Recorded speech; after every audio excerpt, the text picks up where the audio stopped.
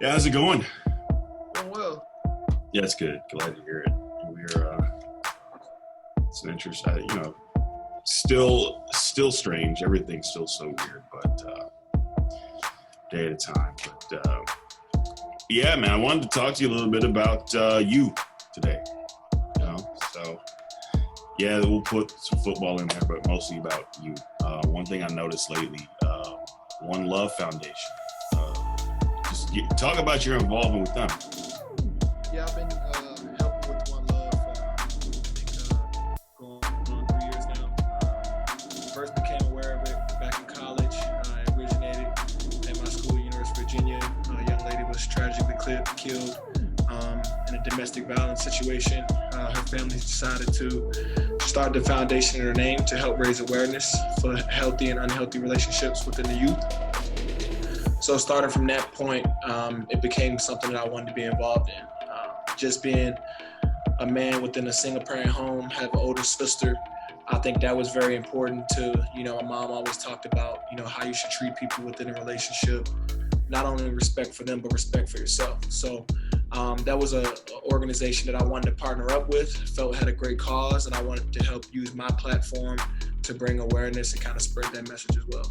What have you learned from that foundation? Within a relationship is give and take. So the communication is key. Building trust within one another, communicating with one another, always showing each other respect, knowing that there may be some disagreements, but it's all about how you handle them. And then also knowing, in a relationship, you two are together, but at the same time, you have your two separate lives. So it's two individual lives, living side by side and kind of working at it each day. And that a relationship isn't something that's easy, and it takes work and commitment each day. Yeah, I've been seeing this girl for about a month and a half now. I think kind of are on that page where it's like, I want you to do your thing, and I want you to want me to do my thing, and then, when we have our time, that's us. So I think once you realize that, it's a good thing. It's important to kind of have that. So glad to hear that. Also saw you were in a Madden Pro Am recently. How was Yeah, that? yeah. It was fun. It was fun. I play Madden sometimes to, take my mind off of things and just kind of get some relaxing time. It's not necessarily away from football, but it's something else to kind of change it up. So I took part in that to kind of just get a little cool down moment. Usually is playing a little bit of games, but the mode that I played was a little bit different. But at the same time, it was a new experience, kind of something to just dive into and relax my mind a little bit. I like it. Yep, a little gaming on the side is not bad. You're a PlayStation or Xbox guy. Xbox. I've been Xbox for a while now. I've been a big fan. Um, haven't really been a PlayStation guy for a number of years now, and I don't think I'm going back. I've come the opposite. I've always had Nintendo around. But I started with the Xbox, and then I ended up with PlayStation, and I've just been like probably when I'm not gonna do it right away because I don't like to like adopt tech when it first comes out. But when in 2021, I'll probably get a PS5. But game day fits. I notice on Instagram, I see in a whole red get up with the Chelsea boot. Um, what inspires your game day fits? What inspires your style? I think I always try to carry a little bit of a message. Sometimes it's just about the look. Sometimes for me, it's a feeling or aura that I want to have. And I think last week was inspired. Just me being in touch with myself, being in touch with who I am, kind of what's going on in the world and the community, and then ultimately it was a reflection of my religion as a Christ follower. That's kind of something that I tried to carry over with the theme with the color red. Um, and I'm just trying to express myself in a different way and just have a little fun with it. That's good. Yeah, I always love to discuss style with guys. It's a little bit of fun. It's a good way to express yourself. Um, you know, I'm interested though. I was in the stadium Sunday, and I don't know how it was for you guys, but the the way that the atmosphere was kind of being managed, a little bit different. I'm sure for you guys, for us, it's like we're hearing we're not even knowing when plays are happening sometimes. Unless we're watching, we have no idea that a touchdown just happened or an interception just happened. We don't know. But how is that for you guys? Yeah, it took some, a little bit of adjusting. I think being in the stadium, putting on that helmet, seeing another team across, as you're getting ready to go, you do get that buzz, you get that sense of competitiveness and getting ready to go. But there are certain little tweaks within it that were different and, people are going to adjust to. The crowd, for one, being a home game on defense, the communication there is different. Offenses can communicate a little bit more. But for me, one particular situation was I was covering the guy, and we're probably running 20 yards downfield. And usually within the game, in the crowds there, you kind of get a roar that the ball's coming. You feel the energy building up, so you can kind of time it up. But as I'm running towards, the sideline, I take a peek and I see their entire bench looking up in the air. And that's the only way that I know the ball's coming. It's like you don't really hear, a ball call like in practice, your teammates yell ball. And you don't really hear that build of noise from the crowd. So you kind of just take a peek at the sideline and you see everybody looking up your way and you're like, okay, the ball's coming. So it was a lot of fun, though, just going out there, getting a chance to play and get back to playing football. Yeah, I imagine that's going to be interesting to see how guys adjust to that because I imagine some I don't know how much that even changes the way coverage is done. I mean, it's some of it's instinct at this point, and then other parts of it are, taking cues from what's going on around you. I guess if guys aren't adjusting to that, they might get burnt a few times until they figure it out. But interesting. So glad to figure that out with you. But how's the work with the Social Justice Committee going? That's been going well. We've been getting a lot of different calls, talking about, what can we do outside of just using our voices, really getting direction on that, working with different executives, people all throughout the building.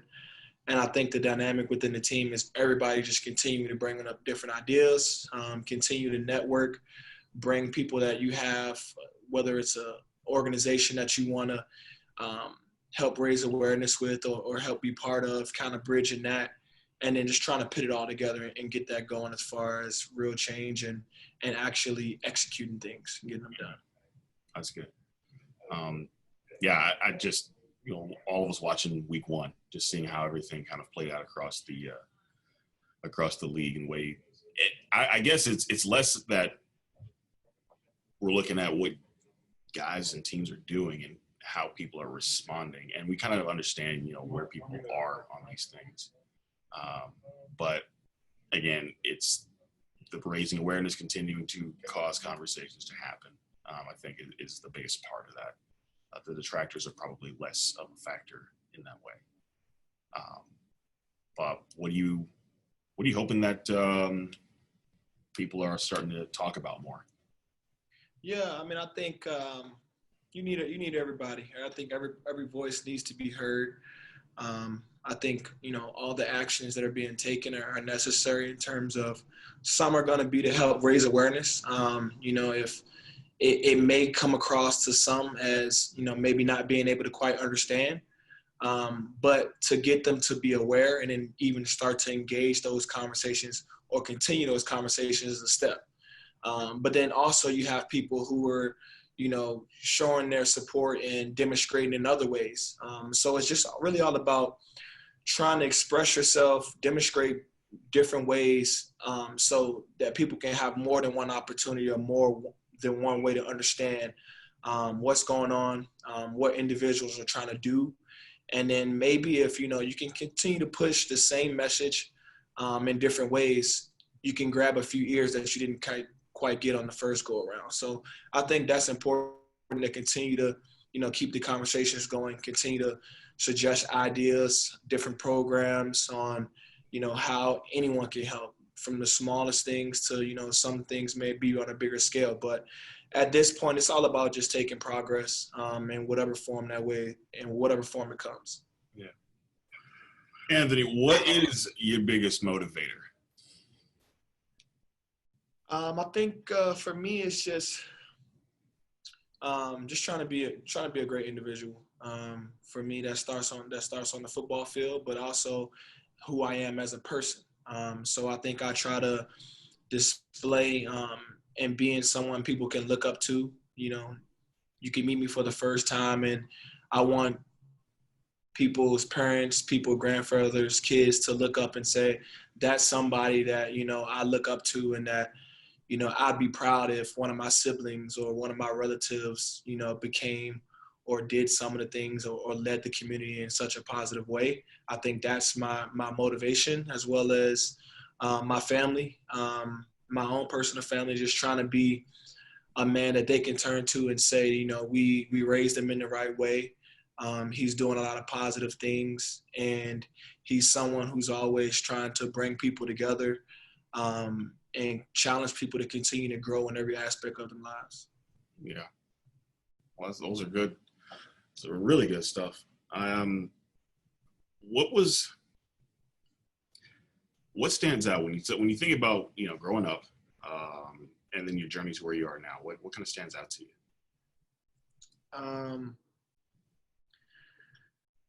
I would say the big piece for me is just my family, number one. The amount of support that they've been able to show me, and the amount of direction that they've been able to give me, whether it's through words or through actions. I think having a small nucleus family, it really put things in perspective. I think each person did a good job of, playing their role. I had an older sister who's 9 years older. She was one of the first in our families to go to college. So she did a really good job of reinforcing, the importance of, staying on top of your classwork. My mom was very strong in, that character foundation and how you treat people with respect, no matter who they are, or meeting them for the first time or meeting them for the 100th time. So I think that was key. And then I had people just show me how to work. If there's anything you want, I think they kind of push the message of just go out and work as hard as you can and strive to get it. And don't make any excuses. Just come to work every day and try to put your best foot forward while treating people with kindness, while all doing it at the same time. A lot of high schoolers around, I think we're still kind of in a holding pattern on figuring out if they're going to play ball or not. But I don't know if you've ever talked with any of them, but what do you tell a high schooler who might not have any, sense of what's coming next, and they want to continue to follow their dream, but it's kind of up in the air? Yeah, I think I always try to tell them, try to figure out as soon as possible. But if you don't have it figured out, it's okay. There are people who don't have everything figured out. So I always just try to tell them, you just keep striving, just keep it on a positive path, and just always stay positive. I have a nephew right now who's in 11th grade, and quite frankly, he's right in that window of, he loves playing basketball. That's his passion. He wants to pursue it at the college level. And then also, he loves photography. He loves doing videos and editing those things as well. So right now I talk to him all the time, but just really think about it. What's your passion? What makes you happy? And then ultimately, go after it. And whatever it is, you have to want to go after it for yourself, because at the end of the day, if you're not happy with doing it, then it doesn't benefit anybody else in terms of your happiness. So that's one tip that I always give people, is just try to put yourself in a position where, regardless of whatever your job is, you can wake up each day and be happy to go there and know that that's something you love doing. Yeah, that's great advice. Outside of football, what are some of your passions? I think I really like being outdoors. Some of my passion is just listening to music. Sometimes I like to go on a lake here in Minnesota, so that's nice when the weather is appropriate. And then I also just like, being around really high energy people, that can have some nice conversations, continue to, broaden my horizon and make me aware of things. And ultimately it's just opening up my perspective on life. So I kind of just like to hang outside, take it all in, relax, talk, learn about new things, and just continue to try to, explore. I like to travel as well, so continue to try to explore or think about places that I'd like to go or potentially see. Opening your mind. I like it. Music. What are you listening to right now? I mean, I've been listening to Drake a little bit. That's kind of like a popular one. I've listened to him over a number of years. I've been listening to a little bit of Big Sean. Backtracked, kind of checked out some of Jay-Z stuff and J. Cole. So I've been kind of listening to a lot of people who I feel like challenge the mind, kind of make you think a little bit. And then I've also been listening to Tyron Wells, I think his Okay. name is. Okay. So I've been checking him out over the last couple of days. I've heard a few of his songs, but I'm kind of digging into his music a little bit more. Yeah, I really enjoy falling down the music rabbit hole, on off days. Just give it, like, put the thing on shuffle and let's see what we come up with. Where are we going? Because I grew up classical music. I played violin growing up, so I kind of have my pops raised us on Earth, Wind, and Fire. So we have a lot of that in our background. So I love that. Just exploring that horizon of what music might I get into and listen to and like. Yeah, I think the genre kind of bounces around for me. Mm-hmm. I'm much of an energy guy, so Mm-hmm. it just depends on like where my energy is that day, or how what mood I'm trying to get into. But sometimes it's checking out music I've never heard. But if it has a good rhythm, good flow, then I'm all for it. Yep. Usually for me, it's like I need a good Kendrick Lamar cut. I'm into that. I'm feeling some kind of a way. I'll put on some Drake. Feeling a completely different kind of a way. Maybe some Future. Depends. And then sometimes I'll go find like a Dutch band and listen to them. Love it. But that's cool, man. How are you feeling though? Just these days.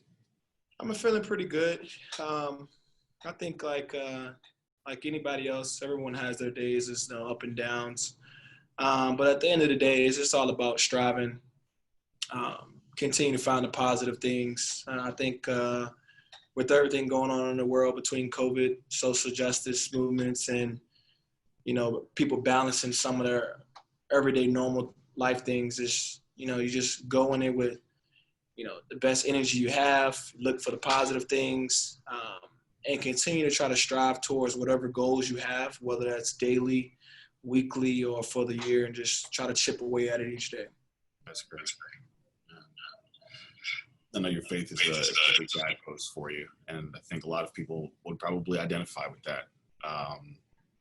How do you find yourself leaning on that these days too? I think timing. Sometimes the timing just hits right. Sometimes you find it. Sometimes it finds you. And I think for me, it's just been having being around good people. Family's been checking in a lot. Mom's kind of catching up on the technology, so we're doing FaceTimes and stuff like that. And I think just having a good foundation around you always kind of helps out with your own individual foundation and staying grounded. So for me, sometimes it's self-motivating, self-aware, being very conscious of where I am and how I'm feeling.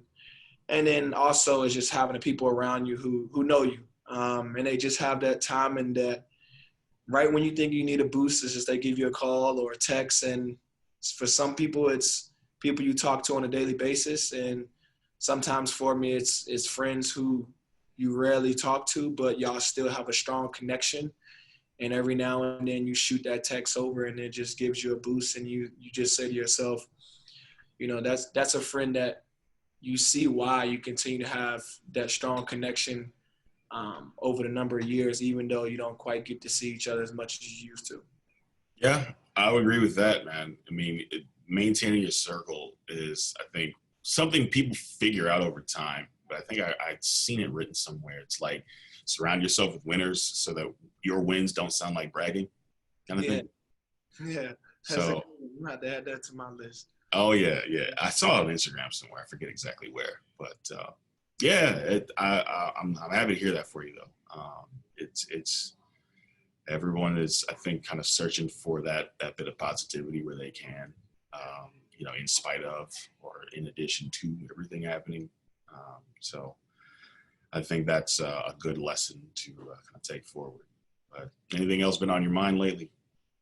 No, I think for me it's just about you know continue to have those conversations, continue to be aware of the people around you that you care about, and then just checking in. I think sometimes as people we forget that that we're all human, and that even some of the strongest people, I think it kind of goes to think that they don't have struggles or they don't have challenges, um, or even some of the success that they had may have come a little easier than what it actually did. So I think it's important to just continue to share your story, continue to share your message, um, to be able to be an inspiration and let people know that if something isn't quite going as the direction you want it to go, just stay at it, stay positive, and that it can take a turn for you as long as you just stick to it.